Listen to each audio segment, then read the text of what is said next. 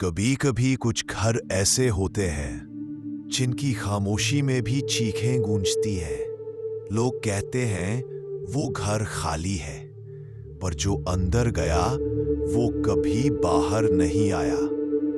आज की कहानी एक ऐसी हवेली की है जो पिछले 50 सालों से वीरान पड़ी है। कहते हैं उस हवेली की हर दीवार एक नाम पुकारती है, और वो नाम है अंजलि।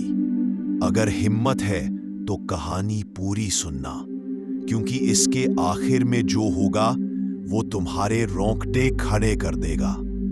रात के 12:30 बजे 3 दोस्त आरव, मीरा और रोहन गांव के बाहर उस पुरानी हवेली की तरफ बढ़ रहे थे। गांव के लोगों ने उन्हें बार बार रोका, बेटा वहां मत जाना, वहां वो औरत रहती है। पर ये तीनों हंसी में उड़ा देते हैं। मीरा बोलती है भूत प्रेत जैसी कोई चीज नहीं होती, लेकिन जैसे ही उन्होंने हवेली का गेट खोला, एक ठंडी हवा का झोंका। अंदर खूब अंधेरा था। फर्श पर पुरानी लकड़ी की आवाजें और दीवारों पर उखड़ी हुई पेंटिंग्स लटकी थी। अचानक मीरा को एक कमरा दिखाई दिया जिसमें एक पुराना आईना रखा था।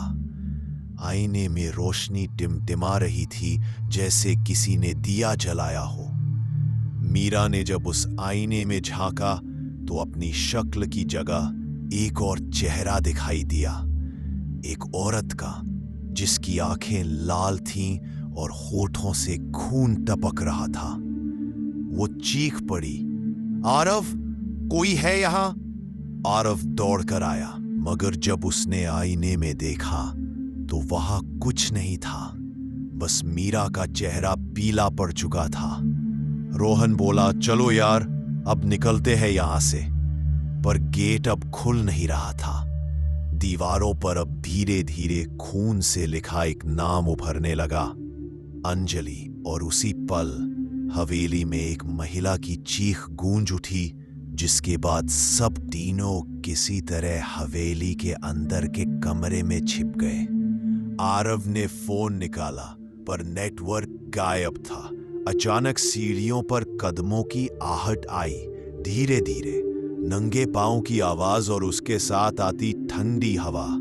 कमरे का दरवाजा अपने आप खुला और वहां खड़ी थी वही औरत, सफेद साड़ी में, बिखरे बाल और जलते दिए जैसी लाल आंखें। वो बोली, क्यों आए हो मेरी नींद में खलल डालने?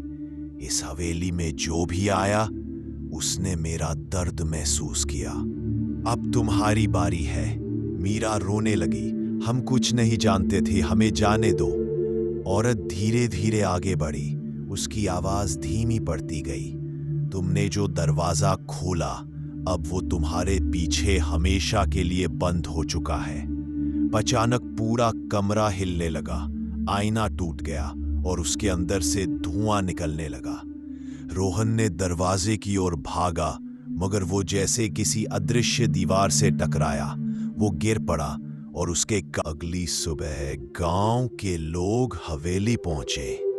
गेट खुला था, मगर अंदर किसी का नामो निशान नहीं था। बस दीवार पर लिखा था, 3 नए मेहमान आ चुके हैं। दोस्तों, कहते हैं हवेली आज भी वही है। रात को अगर कोई पास से गुजरता है